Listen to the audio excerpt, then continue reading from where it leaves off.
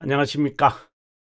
이것이 신앙고백이다의 시리즈 두 번째 책 돌터레이터 5장 1항입니다.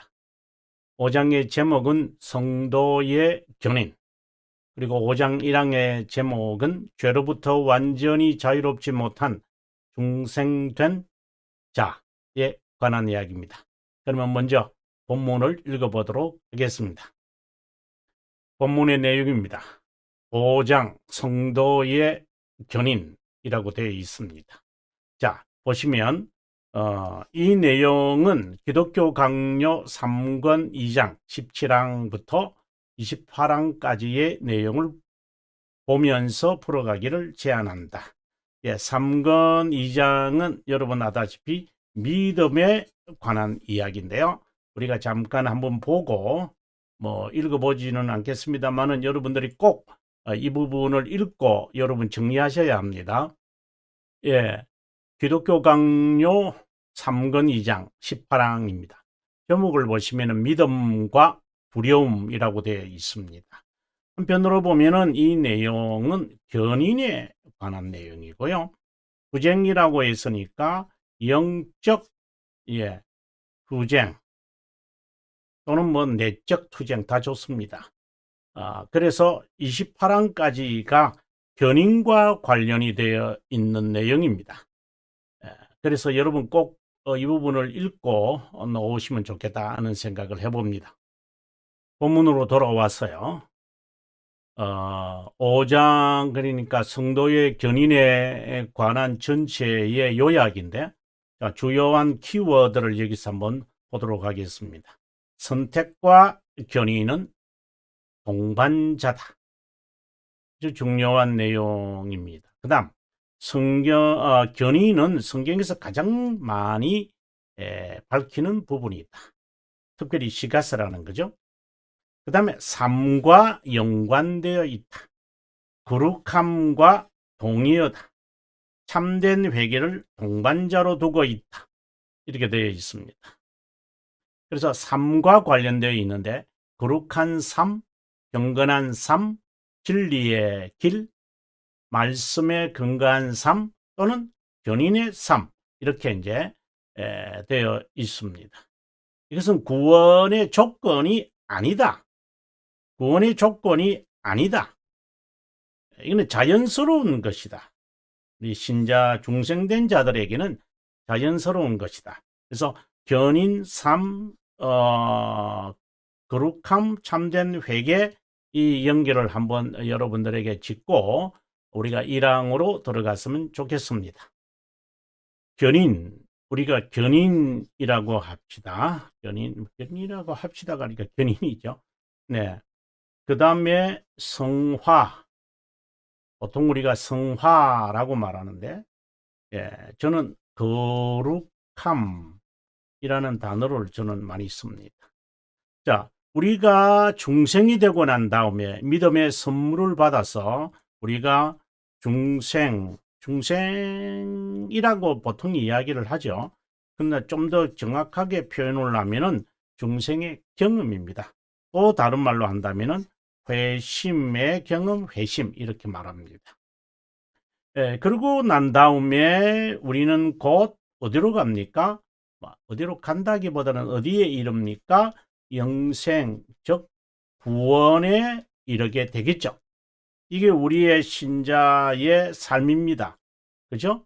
이것을 우리는 삶이라고 말합니다.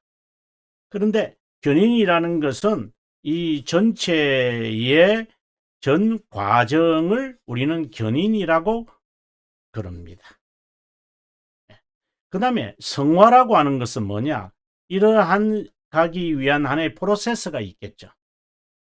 그 하나하나를 가리켜서 우리는 성화를 이룬다, 성화다, 성화의 과정이다. 보통 우리가 그렇게 말을 합니다. 자, 그럼 회개와 동반자로 삼고 있다. 이렇게 말하잖아요. 우리가 회개는 두 가지가 있습니다. 하나는 생명에 이르는 회개가 있고요. 그 다음에는 참된 회개가 있어요. 바로 참된 회개가 여기에서 전 과정에서 이루어지는 하나의 수단입니다.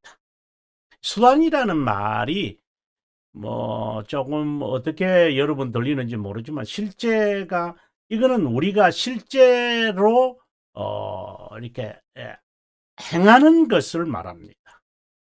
뭐 참된 회개가 되니까 견인한다 뭐 이런 개념보다도 견인을 실제로 내가 체험하는 것 수단 뭐 이렇게 이해하면 좋겠습니다. 중생의 경험을 가리켜서 우리는 생명에 이르는 회개다 또는 다른 말로는 회심이다. 그래서 생명에 이르는 회개를 우리는 회심이라고 말하죠. 그것을 다 합쳐서 그냥 우리가 회개라고 이야기를 한다 이렇게 되어 있습니다. 자, 그러면 우리가 본문으로 다시 이제 1항으로 한번 들어가서 이제 공부하도록 하겠습니다.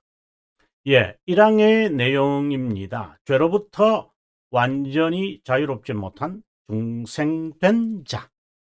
1번입니다. 하나님은 자신의 목적에 따라 자신의 아들 우리 주 예수 그리스도와 교제하도록 부르고 성령으로 중생케 한 자들을 이생에서 죄의 통제와 노예로부터 구해낸다. 하지만 그분은 그들이 이 세상에 머무는 동안 죄의 몸으로부터와 육체의 허약함으로부터 그들을 전적으로 구원하지 않는다라고 되어 있습니다. 자, 우리는 여기서 중요한 것을 우리가 키워드를 우리가 한번 보면 좋겠는데요. 여기 자신의 목적이라고 했습니다. 그리스도와 교제하도록 부른다 라고 했습니다. 죄의 통제, 제가 이렇게 이제 칼라로 한 것은 중요한 단어입니다. 육체의 허약함으로부터 infirmities라고 되어 있는데요.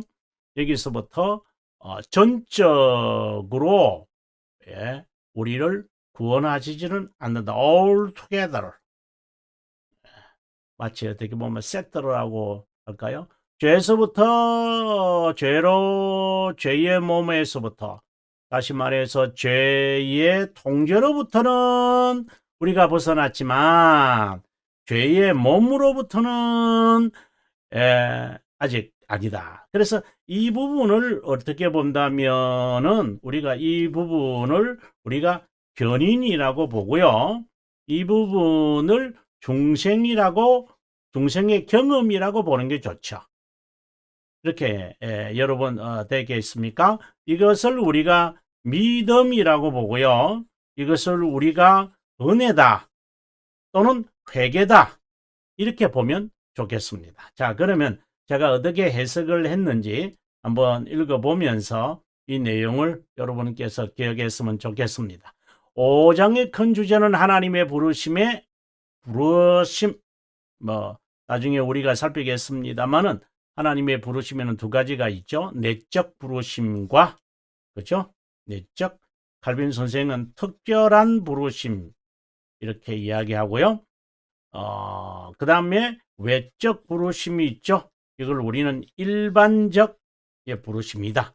보통 이렇게 말하고요. 또 교리에서는 이제 대교리 문답에서는 효과적 effective 부르심이다. 뭐 이렇게 합니다만은 그래 그것은 이제 그때 가서 자세하게 우리가 살피기로 하고요.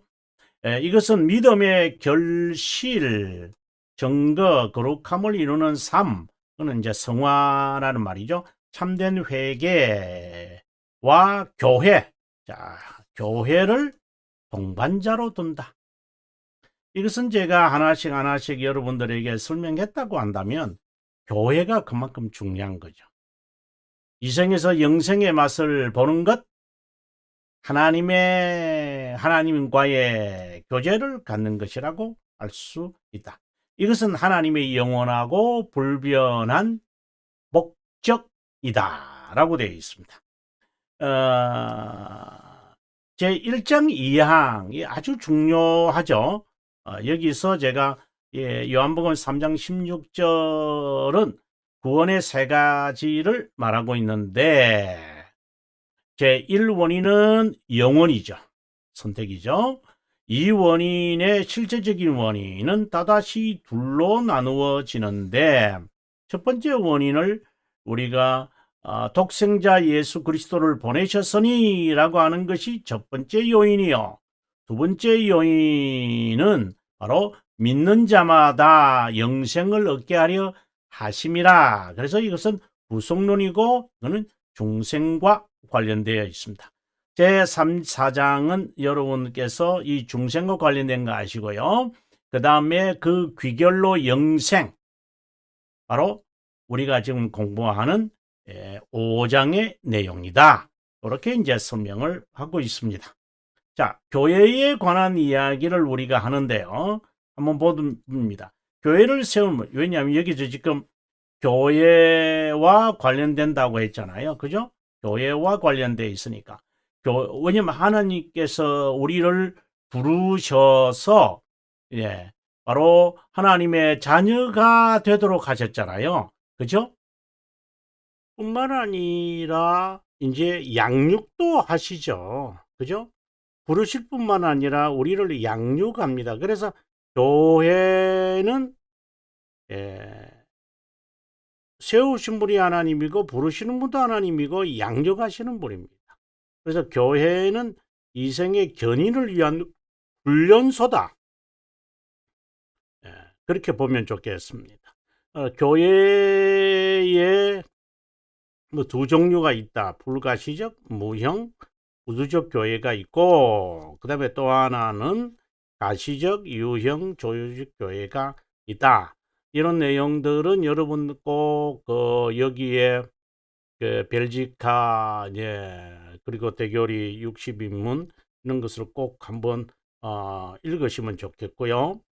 그 다음에 여기서 칼빈 선생이 이제 4권 1장에서 이제 1항에서도 그만하거든요. 교회는 모친이다 이렇게 이야기를 합니다. 그래서 교회는 모친이기 때문에 교회는 성도들에게 중생의 경험을 양육하는 프로그램만 아니라 중생의 경험을, 중생의 삶을 갖게 하는데 교회의 목적이 있음을 분명히 해야 된다고 봅니다. 그 다음에 제일 1항의 1, 2의 관계를 앞서도 잠깐 말씀드렸습니다만은 이런 믿음과 2는 은혜와 이렇게 관련되어 있고요. 그 다음에 중생과 견인과 관련되어 있다. 이렇게 이제 되겠죠.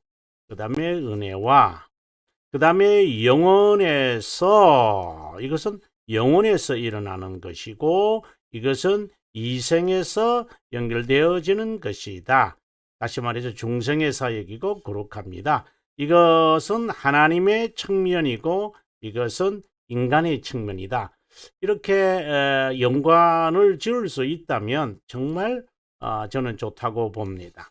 계속해서 봅니다. 자, 1번으로 이제 본격적으로 들어가는데요. 선택된 자를 교회로 부른다는 부르심이죠.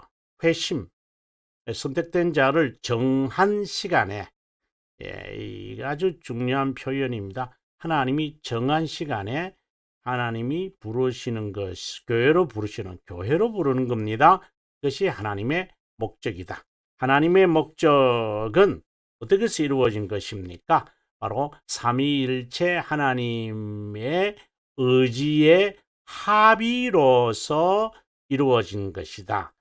이걸 우리가 기억했으면 좋겠습니다.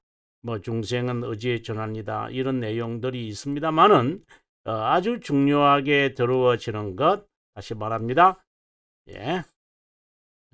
교회 선택된 자를 부르는 것이 하나님의 목적이다. 여기에 합의에 근거하고 있다. 영혼에서 선택한 것이고 선택된 자를 위한 것이다. 하나님의 목적은 그들을 이 세상에서 불러, 에클레시아죠. 그 다음에 교회로 모아 이성에서 그리스도와 교제를 하게 하기 위함이다. 이 교제는 영광의 교제라고 한다.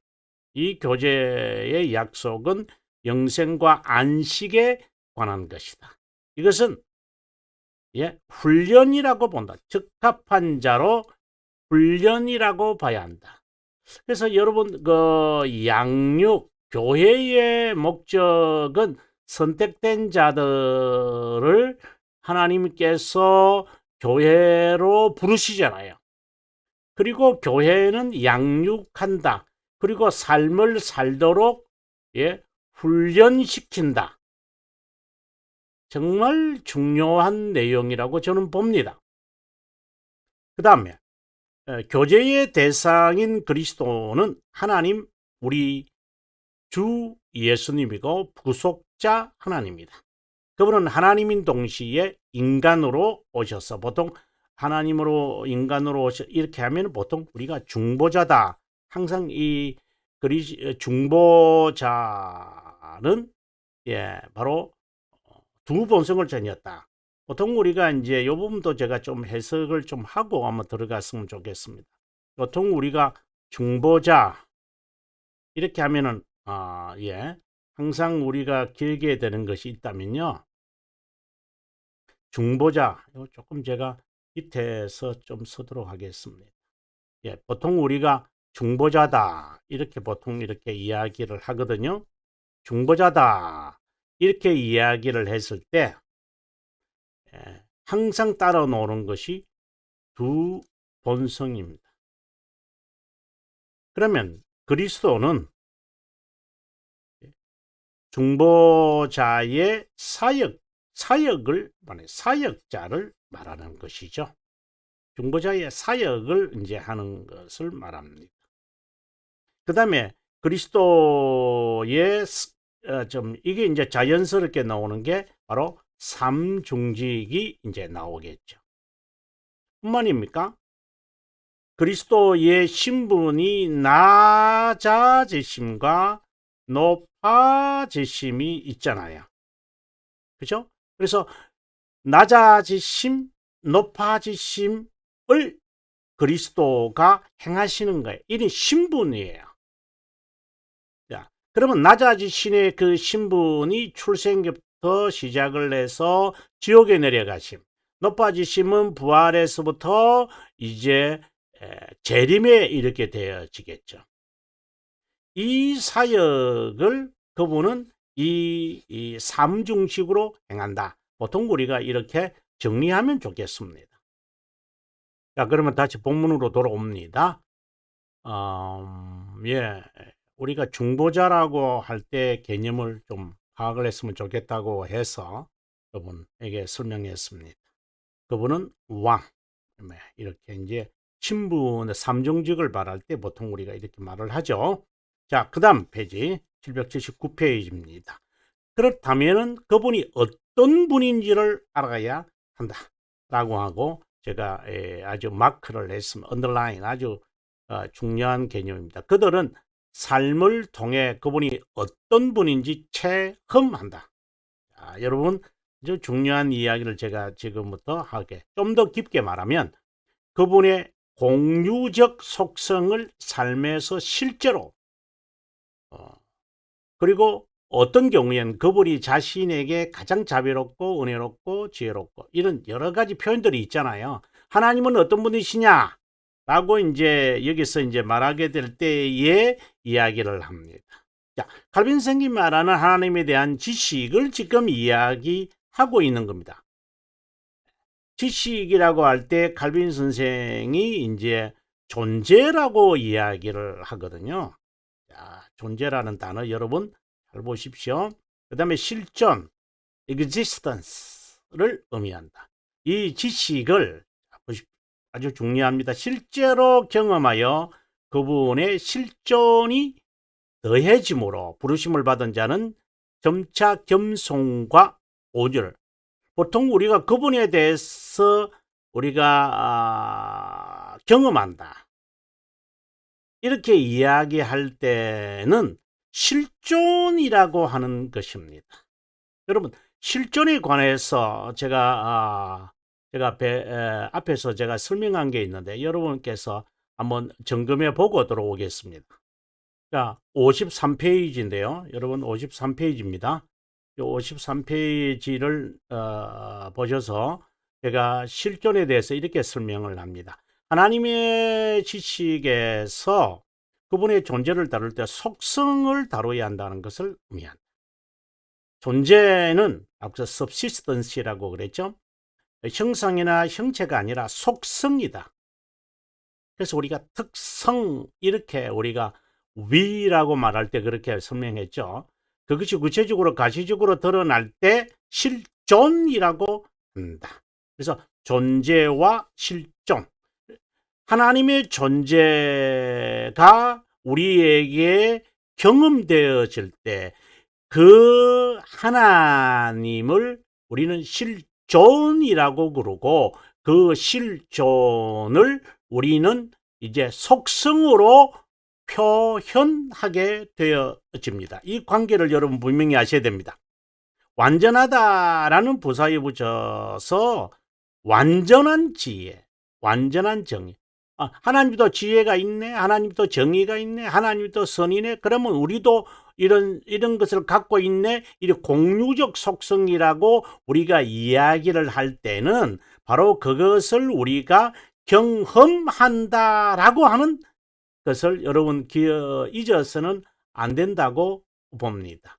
자, 여기서부터 보면은, 자, 여기에 이제 페이지가요, 113페이지죠.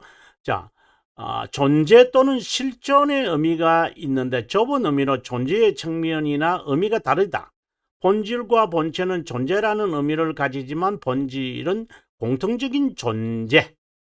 이네 하나님의 이제 삼위일체에서 지금 설명하는 거거든요. 실존은 존재인 본질과 본체와는 다르게 존재를 인식했을 때 사용하는 단어다. 다 존재라는 말이죠. 자, 계속해서 봅니다. 여기서 밝히고 지나가고 싶은 것은 칼빈 선생이 자신의 글작에서 말할 때에 지식은 바로 뭐를 말한다? 실존을 의미한다. 굳이 실존이라는 단어를 쓰지 않고 지식이라고 하는 것은 계시를 말하고자 하고 우리가 안다라는 것을 말한다. 그래서 이제 하나님에 대하여 우리가 경험한다라고, 하나님의 존재 이렇게 말하려면 실제로는 실존이죠. 그걸 우리는 속성, 공유적 속성이라는 것으로 우리는 표현해 낸다 라고 보시면 되겠습니다. 그래서 하나님과의 교제다 이렇게 말한다는 것은, 이거는 판서에서 중요하기 때문에 판서에서 제가 설명할게요. 하나님과의 교제다 이렇게 이 말은 실제로는 경험을 하는 거고요. 그 경험은 무슨 경험이다? 그분의 속성을 경험하고, 이것을 우리는 공유적 속성이라고 그러고, 그래서 우리가 지혜롭다, 하나님의 지혜다 이렇게 말할 때는 앞에다가 perfect 이라고 갖다 붙이는 거죠. 왜? 이것은 우리의 삶에서 하나님의 지혜로움을 경험했다. 그러면 실존을 경험한 거예요. 지혜로운 하나님. 지식은 속성, 속성은 우리의 삶에서 경험하는 것. 이렇게 되는 거예요. 이것을 우리는 실존이라고 말을 해야 한다. 그러면 하나님은 어떤 분이십니까? 할 때 우리가 경험하는 공유적 속성만이 아니라 비공유적 속성도 갖고 있으시잖아요. 지니고 있으시죠. 갖고 있다. 지니고 있으시는 거죠. 하나님의 무한하심? 그걸 우리가 경험 못하죠. 그렇죠? 그래서 우리가 경험할 수 있는 것을 공유적 속성이라고 하고, 그렇다고 해서 하나님이 갖고 있는, 하나님이 지니고 있는 선하심, 나도 선한, 이런 것이 아니라 앞에다가 perfect이라고 단어를 붙이고 있다 라고 하는 것을 기억했으면 좋겠다 생각이 듭니다. 그러면 다시 본문으로 돌아오도록 하겠습니다. 우리가 본문으로 가기 전에 방금 제가 하나님의 존재에 관한 이야기를 했는데요.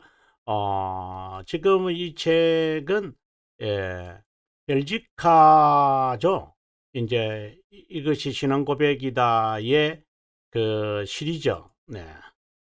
예, 여러분 아다시피 이 책인데요. 이 책의 예, 벨지카 이 책의 1항 첫 번째입니다. 거기에 보면 이렇게 되어 있습니다. 예, 우리가 진심으로 믿고 입술로 고백하는 것은 우리가 하나님이라 부르는 유일하고 단일하신 영적 존재가 있다는 것이다. 영적 존재가 있다라는 것이다. being이라고 이제 영어에는 표현되어 있네요. 자, 또 그분이 영원하고 불가이적이고 사실상 하나님의 대표적인 성품을 우리는 영적 존재다, 영원하다, 이렇게 불변하다, 이렇게 이제 크게 비공유적 속성이죠. 그런데 이뿐만이 아니라 그분은 완전히 지혜롭고 이렇게 앞에다가 perfectly라고 붙이죠. 그래서 이 부분은 공유적 속성이라고 보통 이야기하고요. 방금 이 부분은 비공유적 속성이죠. 그래서 제가 지금 말씀드리는 것은 이런 공유적 속성은 우리가 하나님에 대하여 실존을 경험할 때 나타나는 내용이다. 이렇게 여러분께서 기억하시면 좋겠고요. 이 내용은 여러분 61페이지 우리가 벨지카 61페이지니까 여러분께서 참고하시기를 바랍니다. 자, 본문으로 다시 돌아왔습니다. 우리는 이 진리를 그리스도 구속자 하나님에 관해 알게 하려고 그분의 말씀과 영으로 역사한다고 고백한다. 교제에서, 중생에서, 심정의 통치에서, 우리의 거룩함에서, 회개에서, 선지자와 왕으로서 다양한 부분에서 우리는 그분에 대한 지식에 이르겠죠. 이것을 우리가 교제라고 그래요. 네.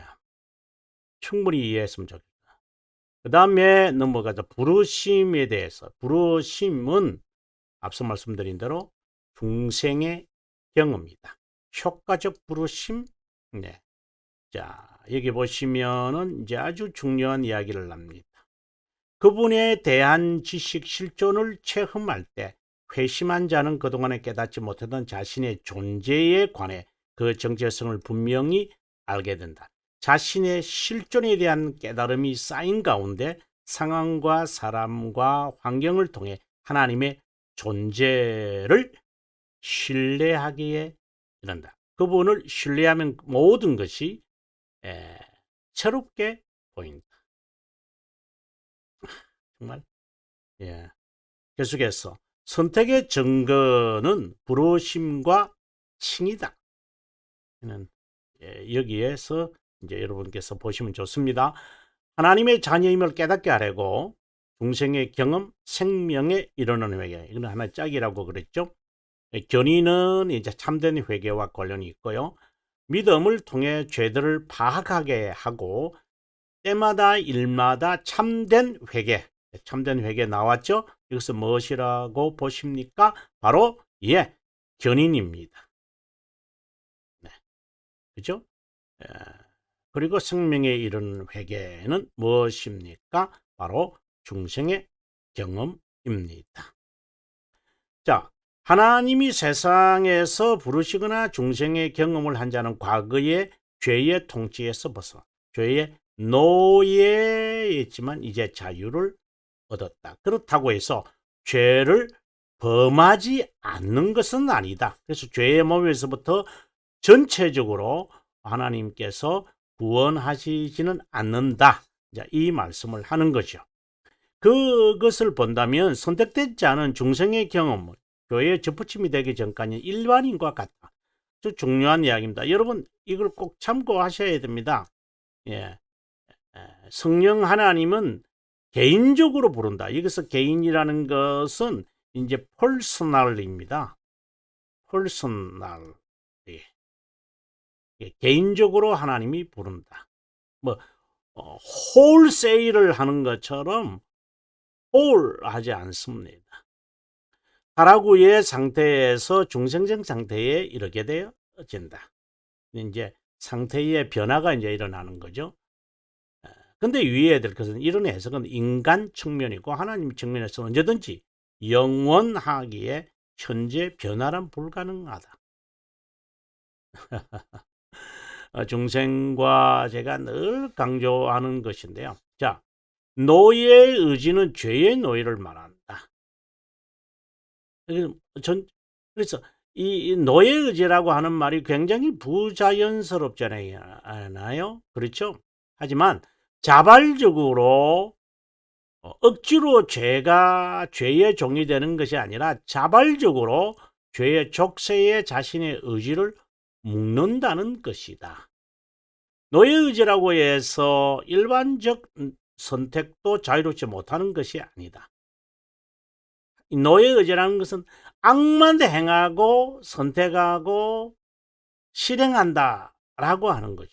이것을 가리켜서 우리는 전적 부패라고 하고, 그것에 대한 특징이 무엇이냐? 바로 극단적 이기심의 자기중심이다. 영적 선을 추구하고자 하지 않는다. 이렇게 되어 있습니다. 자, 그러면 두 번째, 좀 시간이 조금 갔습니다만은 두 번째 걸 봅니다. 중생으로 죄의 통치에서 벗어난 것이 사실이지만 선택된 자는 또는 중생된 자라도 제가 여러분들께서 좀 오해가 없었으면 좋겠는데요. 중생의 경험이라는 말과 중생이라고 하는 이것은 하나님의 측면입니다. 이거는요, 인간의 측면입니다. 이렇게 여러분께서 기억하시면 좋겠습니다. 중생의 경험이라 말하는데 이 경험을 한 자는 자발로 참된 교회의 지체로 가입하여 성도와의 교제를 갖는다. 자연스럽게 성도의 교제를 실행한다. 그리고 다른 지체의 유익과 구원을 위해 힘쓴다. 그러면 우리가 여기서 이제 질문할 수 있는 게요. 참된 교회에 우리가 어느 교회를 우리가 가정을 합니다. 참된 교회에 와서요. 중생의 경험도 있어요. 그래서 훈련 받으려고 해요. 그런데 그렇지 않는 것이 왜 자꾸 드러나는가요? 우리 자신을 바라봐도 돼요.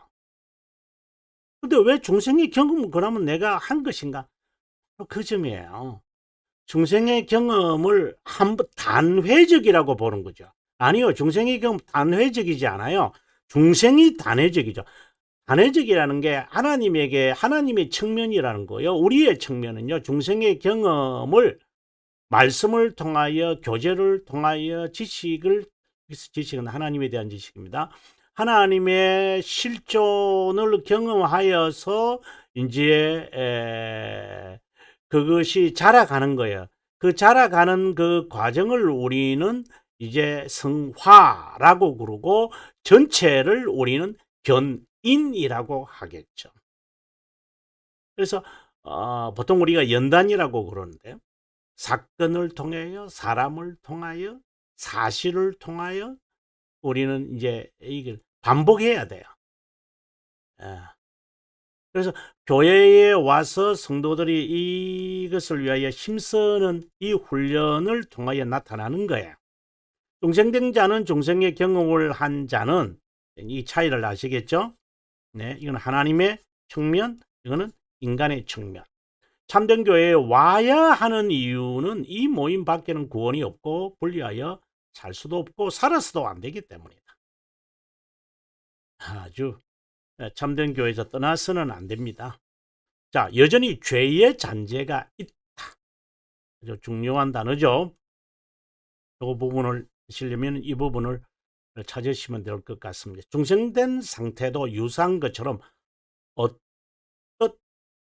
느껴지지만 현저히 다르다. 전자는 죄를 범할 수 있는 상태다.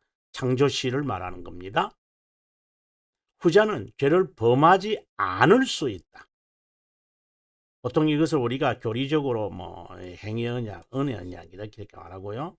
뭐 이런 설명들인데 그것은 그렇게 중요하지 않는 것 같습니다. 중생된 상태의 죄의 통째가 완전히 전멸됐으나 본성의 부패가 여전히 남아있다. 달리 말하면 죄의 몸과 육체의 허약함들이 있다. 허약함, 인포머티즈죠. 여기에서는 전적으로 구원받지 않는다. 그럼 어떻게 해야 됩니까? 세상에서 이렇게 해야만 한다. 이거는 마무리하는 작업이다. 이렇게 견인을 이제 아르미니우스, 바가 이런 것을 아주 그 틈새에 잘 들어오는데요. 그들은 이제 이렇게 끝까지 하니까 선택이 된다, 구원받는다, 이런 쪽으로 가는 거고, 자연스럽게 제가 늘 하지만 이 자연스럽게 인내하고 훈련받는다, 이렇게 말하는, 승리를 위한 게 아니라 승리한 전투를 마무리하는 것이다. 이것을 우리는 거룩함을 이루어가는, 여기서 평생 이 일을 해야 한다. 십자가에 못 박아야 한다. 이것은 자연스러운 것이지만 부자연스러운 것이기에 전투라고 말하는 것이다 라고 되어 있습니다. 여러분 다음 시간에 이제 2항을 여러분에게 공부할 것을 약속드립니다. 시간이 좀 많이 갔는데 끝까지 참여해 주셔서 감사합니다. 그럼 다음 시간에 5장 2항에 대해서 공부하도록 하겠습니다. 여러분 미리 책을 읽으시고 어떻게 제가 여기에 이제 노트를 또 하느냐에 좀 관심을 가지시면 좋겠습니다. 자, 남은 시간 보람있기를 바랍니다. 자, 저는 다음 시간에 뵙겠습니다.